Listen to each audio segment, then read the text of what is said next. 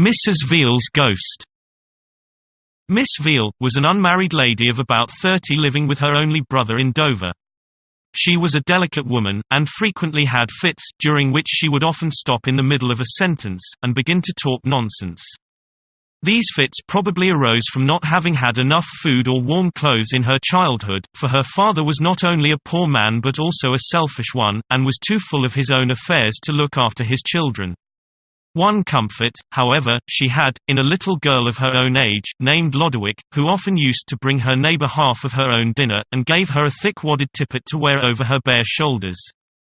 Years passed away and the girls grew to women, meeting as frequently as of old and reading together the pious books of the day, Drelincourt upon Death being perhaps their favourite. Then gradually a change took place. Old Veal died. The son was given a place in the customs, and his sister went to keep house for him. She was well-to-do now, and had no longer any need of a friend to provide her with food and clothes, and little by little she became busy with her new life, and forgot the many occasions on which she had exclaimed gratefully to her playfellow, "You are not only the best, but the only friend I have in the world, and nothing shall ever loosen our friendship." Now she visited in the houses of people who were richer and grander than herself and sought out her old companion more and more seldom, so that at length when this story begins, 2 years and a half had passed by without their having seen each other. Meanwhile, though Miss Veal, in spite of a few love affairs, had remained a spinster, her friend had married a Mr. Bargrave, and a very bad match he proved, for the way in which he ill-used his wife soon became known to everyone. They left Dover about a year after Miss Bargrave's last visit to Miss Veal, and several months later they settled in Canterbury. It was noon, on September 8, 1705, and Miss Bargrave was sitting alone in an armchair in her parlour, thinking over all the misery her husband had caused her and trying hard to feel patient and forgiving towards him. "I have been provided for hitherto," she said to herself, "and doubt not that I shall be so still, and I am well satisfied that my sorrows shall end when it is most fit for me." She then took up her sewing, which had dropped on her lap, but had hardly put in 3 stitches when a knocking at the door made her pause. The clock struck 12 as she rose to open it, and to her profound astonishment admitted Miss Veal, who had on a riding dress of silk. "Madam," exclaimed Miss Bargrave, "I am surprised to see you, for you have been a stranger this long while, but right glad I am to welcome you here." As she spoke, she leaned forward to kiss her, but Miss Veal drew back, and passing her hand across her eyes, she answered, "I am not very well," adding after a moment, "I have to take a long journey, and wished first to see you." "But," answered Miss Bargrave, "how do you come to be travelling alone? I know that your brother looks after you well." "Oh, I gave my brother the slip," replied Miss Veal, "because I had so great a desire to see you before I set forth." "Well, let us go into the next room," said Miss Bargrave, leading the way to a small room opening into the other. Miss Veal sat down in the very chair in which Miss Bargrave had been seated when she heard the knocking at the door. Then Miss Veal leaned forward and spoke. "My dear friend, I am come to renew our old friendship, and to beg you to pardon me for my breach of it.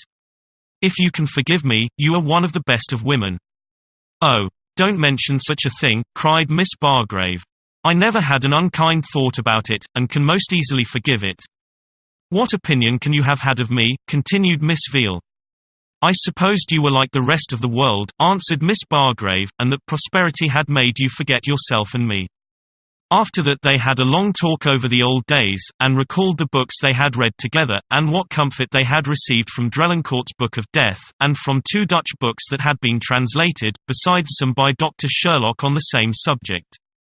At Miss Veal's request, Miss Bargrave brought Drelincourt's Discourses down from upstairs, and handed it to her friend, who spoke so earnestly of the consolations to be found in it that Miss Bargrave was deeply touched. But when Miss Veal assured her that, in a short time her afflictions would leave her, Miss Bargrave broke down and wept bitterly. "Are you going away and leaving your brother without anyone to look after him?" asked Miss Bargrave as soon as she could speak. "Oh no. My sister and her husband had just come down from town to see me, so it will be all right," answered Miss Veal. "But why did you arrange to leave just as they arrived?" again inquired Miss Bargrave. "Surely they will be vexed." "It could not be helped," replied Miss Veal shortly, and said no more on the subject. After this, the conversation, which continued for nearly 2 hours, was chiefly carried on by Miss Veal, whose language might have been envied by the most learned doctors of the day. But during the course of it Miss Bargrave was startled to notice Miss Veal draw her hand several times across her eyes, as she had done on her entrance, and at length she put the question, "Miss Bargrave, don't you think I look much the worse for my fits?" "No," answered Miss Bargrave, "I think you look as well as ever I saw you." "I want you to write a letter for me to my brother," then said Miss Veal, "and tell him to whom he is to give my rings, and that he is to take 2 gold pieces out of a purse that is in my cabinet, and send them to my cousin Watson." Cousin Watson was the wife of a Captain Watson who lived in Canterbury. As there seemed no reason that Miss Veal should not write the letter herself, the request appeared rather odd to Miss Bargrave, especially as then and afterwards it was the custom for people to leave rings to their friends in their wills. These rings contained little skulls in white enamel, and the initials in gold of the dead. Miss Bargrave wondered if her friend was indeed about to suffer from one of her attacks. So she hastily placed herself in a chair close by her, that she might be ready to catch Miss Veal if she should fall, and, to divert her visitor's thoughts, took hold of her sleeve, and began to admire the pattern. "The silk has been cleaned," replied Miss Veal, "and newly made up," and then she dropped the subject and went back to her letter. "Why not write it yourself?" asked Miss Bargrave. "Your brother may think it an impertinence in me." "No," said Miss Veal. "It may seem an impertinence in you now, but you will discover more reason for it hereafter." So to satisfy her, Miss Bargrave fetched pen and ink and was about to begin when Miss Veal stopped her. "Not now," she said. "Wait till I am gone, but you must be sure to do it," and began to inquire for Miss Bargrave's little girl, Molly, who was not in the house. "If you have a mind to see her, I will fetch her home," answered the mother, and hastily ran over to the neighbour's where the child was. When she returned, Miss Veal was standing outside the street door, opposite the market, which was crowded, the day being Saturday and market day, waiting to say good-bye to her. "Why are you in such a hurry?" inquired Miss Bargrave. "It is time for me to go," answered Miss Veal, "though I may not start on my journey till Monday. Perhaps I may see you at my cousin Watson's before I depart whither I am hastening." Then she once more spoke of the letter Miss Bargrave was to write, and bade her farewell, walking through the market-place, till a turning concealed her from view. It was now nearly 2 o'clock. The following day Miss Bargrave had a sore throat, and did not go out, but on Monday she sent a messenger to Captain Watson's to inquire if Miss Veal was there. This much astonished the Watsons, who returned an answer that Miss Veal had never been to the house, neither was she expected. Miss Bargrave felt sure that some mistake had been made, and, ill though she was, put on her hood and walked to the Watsons, whom she did not know, to find out the truth of the matter. Miss Watson, who was at home, declared herself unable to understand why Miss Bargrave should imagine that Miss Veal should be in their house. She had never been in town. Miss Watson was persuaded, as if she had, she would certainly have called on them. It was to no purpose that Miss Bargrave assured the good lady that Miss Veal had spent 2 hours with her on the previous Saturday. Miss Watson simply refused to believe it. In the midst of the discussion Captain Watson came in and announced that on the previous Friday, September 7, 1705 at noon, Miss Veal had died of exhaustion, after one of her fits. And that even at that moment the big painted board with the family coat of arms called by Captain Watson an escutcheon and by us a hatchment was being painted in Canterbury. When finished, it would be taken to Dover and hung up in front of the Veal's house. Miss Bargrave found the captain's story impossible to believe, and she went off immediately to the undertaker's shop, where the escutcheon was shown her. Not knowing what to think, she next hastened back to the Watsons, and told the whole tale of Miss Veal's visit, describing every particular of her appearance and silk habit, which Miss Veal had specially mentioned was scoured. On hearing this, Miss Watson cried out excitedly, "Then you must indeed have seen her, as I helped her myself to make it up, and nobody but she and I knew that it was scoured." In this way the Watsons' doubts of the appearance of Miss Veal were set at rest, and the story was soon blazed all about the town by the lady, while the captain took 2 of his friends to Miss Bargrave in order that they might listen to her own account of the strange circumstance, which she gave in exactly the same words as before. Very soon her house was besieged by all sorts of people interested in the story, who saw that Miss Bargrave was a straightforward, cheerful person, not at all likely to have invented such a surprising tale. Amongst those who visited Miss Bargrave was the lady whose account was published by Defoe in 1706. Their houses were near together, and they had known each other well for many years. It is she who tells us of various little facts which go far to prove the truth of Miss Veal's apparition.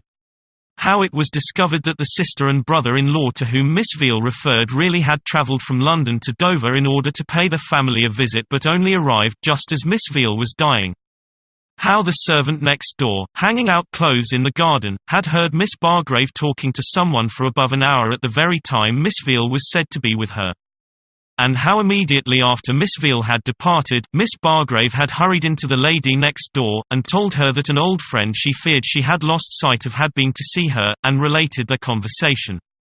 But Miss Veal's brother in Dover was very angry when he heard what was being said in Canterbury, and declared he should go and call on Miss Bargrave, who seemed to be making a great deal out of nothing. As to the little legacies which Miss Bargrave had mentioned in her letter that Miss Veal wished him to give to her friends, why, he had asked his sister on her deathbed. For she was conscious for the last 4 hours of her life whether there was anything she desired to dispose of, and she had answered no. But, in spite of Mr. Veal's wrath, everyone believed in Miss Bargrave's tale, for they believed in Miss Bargrave herself. She had nothing to gain by inventing such a story, and was ready to answer all questions put to her in a plain, straightforward way. I asked her, said the lady from whom Defoe obtained his account, if she was sure she felt the gown. She answered, if my senses are to be relied on, I am sure of it. I asked her if she had heard a sound when Miss Veal clapped her hand upon her knee. She said she did not remember that she did, but added, she appeared to be as much a substance as I did, who talked with her.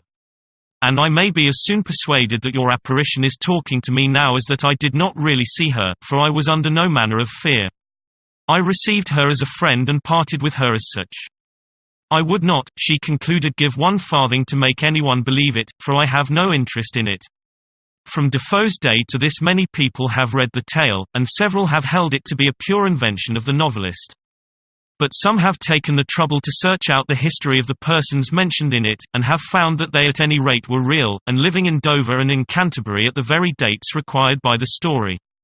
In the reign of Charles I, a Bargrave had been Dean of Canterbury, and a Richard Bargrave married a widow in the church of St. Alphege in 1700.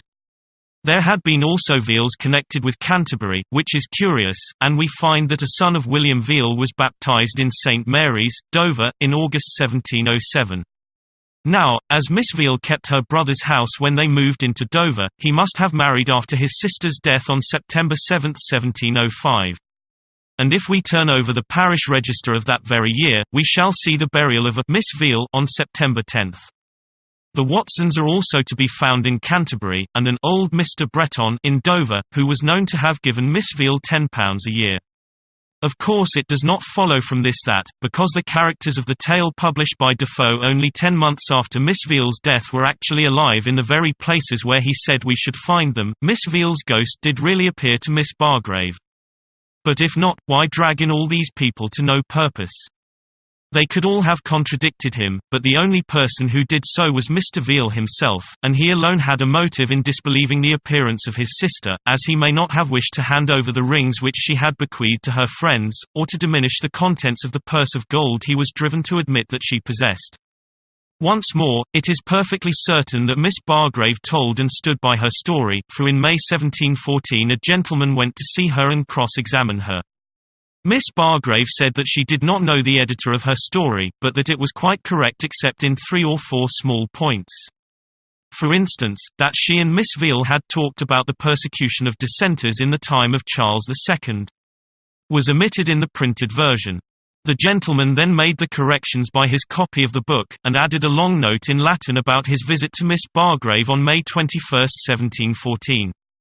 This copy of the book Mr. Aitken found in the British Museum, so, whether we believe Miss Bargrave's story or not, she undoubtedly told it, and it was not invented by Defoe. The facts were discovered by Mr. G. A. Aitken, who published them in his edition of Defoe's Tales. He does not seem to have known that in an old book, Dr. Welby's Signs Before Death, there is another version, with curious information about Mistress Veal's broken engagement with Major General Syberg, killed in the Battle of Mons. And about the kinship of the mother of Miss Veal with the family of the Earl of Clarendon, which induced Queen Anne, moved by Archbishop Tillotson, to give Mr. Veal his place in the customs. We also learn that Miss Bargrave's cold on the Sunday was caused by the conduct of her husband, who came home intoxicated, found her excited by her interview with Miss Veal, and saying, "Molly, you are hot, you want to be cooled," led her into the garden, where she passed the night.